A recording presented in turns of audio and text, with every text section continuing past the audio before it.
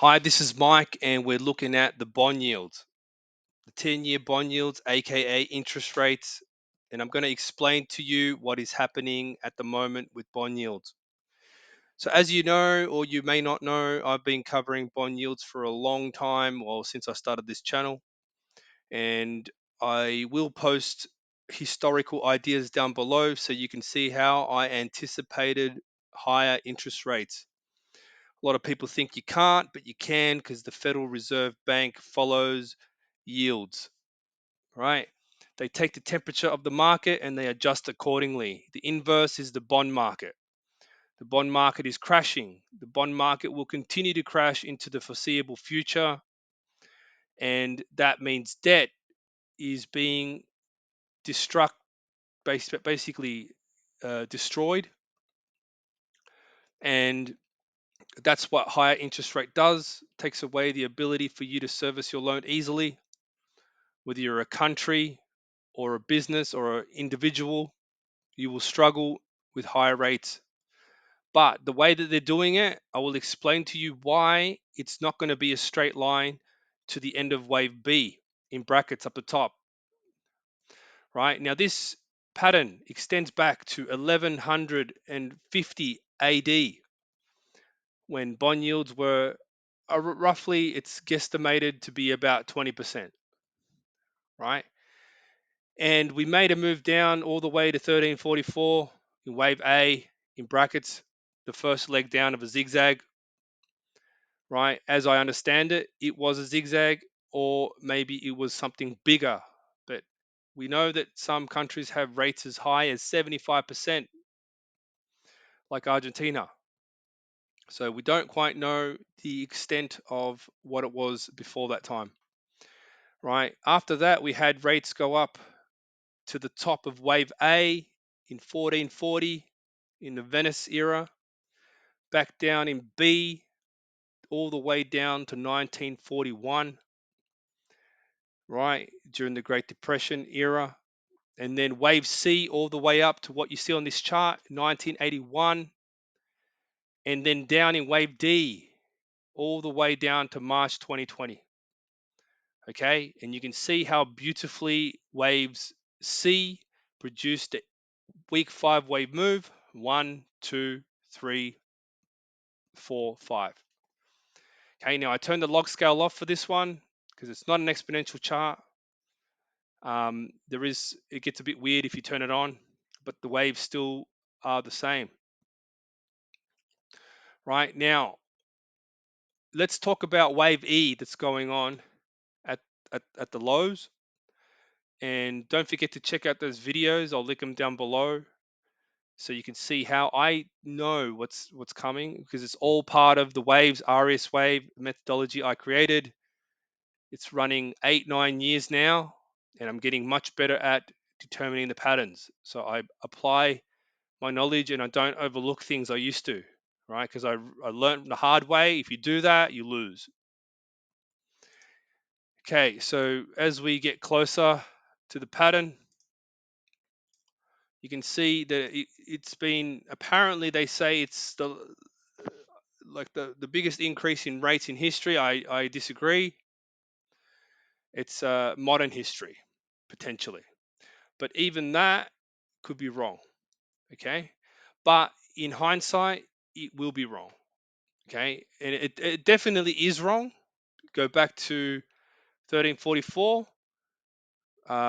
Actually, that's a good example because I think that's the same pattern we are creating now from 1344 to 1440, right? That thing went parabolic, like straight lines up. It was insane, okay? Anyway, so at the lows, the first thing that gives away the clue is the zigzag wave 1. So we automatically know straight away this is going to be a weak pattern. That's why we had an expansion of the correction.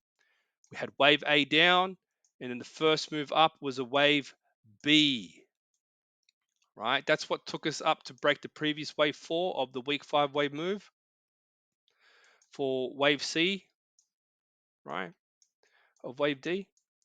And then we reacted in wave C, which is a 5 wave move. right? You can see it quite clearly. It's a weak 5-wave move, but a 5-wave move nonetheless. I call this a type 2 weak 5-wave move.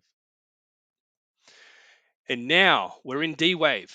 So I believe the correction completed. We had an A, B, C, D, E pattern, and we are on the way up to 5.1, roughly. Once we hit 5.1, I believe we will hit the end of this run and we will go into a recession. Okay. I mean, we have been in a recession, but it's going to get much worse, right? If you haven't seen my previous idea on the Dow Jones, where I compare at the end of the video how we're looking in the Dow Jones exactly the way we are right before the GFC, check it out below. I'll link it also amongst all the other interest rate videos I've posted. But this one seems to be the most accurate because of the way that the correction is expanding, and it has to, because wave one was weak, right? Zigzag wave one was weak, and we can see the evidence for a BC and then a D, and then you'll see a pullback, most likely come back down in an attempt to stimulate the economy because of the downside momentum that's going to start gaining traction soon. Except, will it come back down to retest a break, or will it go lower? Now, we know markets like to create symmetry. So if you look at the symmetry here, I'll just roughly round this out for you with a highlighter. So we have symmetry here. Sorry, we have waves here, and we could see something similar around those levels. So price might come down a bit further than just confirming a break of the previous wave 4, which was purely corrective anyway. So there is nothing from making interest rates come back down very sharply. But then what's going to happen is that because this is a weak 5-wave move and we're only just getting started, after the recession is over, the market is going to go into bull market mode. And during that bull market, I believe we will see the next lots of rate hikes, which will create a zigzag up that will surpass the previous high for wave 3. Okay. Now, is it wave 3 that will be much longer, or will wave 5 be longer? Well, given that I understand what the pattern is long term, I would say that wave 5 will be the longer, right? And I believe that the pattern that happens after this move up will be sharp again because of the coming recession, and there's going to be a couple more, and this is just going to go on until it ends at a top, which will cause yet an even bigger crash. If you haven't seen that video on do you ever wondered about the bigger picture in the Dow Jones, I'll also link that down below. I'm just going to have to remember all these now. Right, so it's just interesting to note that we are in a 5-wave move. It is a weak 5-wave move. We will see pullbacks due to recessions, and it's all sort of coming together. We know that the Fed always hikes into a top and then pulls back when they're trying to rescue the market from the downturn, right? The only way they can have the tools to cut is by raising. And at the moment, they're raising. Not only has it been a top, but it's during a correction, which is near the end of a correction, which is the worst time, I reckon, because it's going to be brutal. But nothing compared to what lies ahead. Okay, I believe we will get to at least 15% at some point.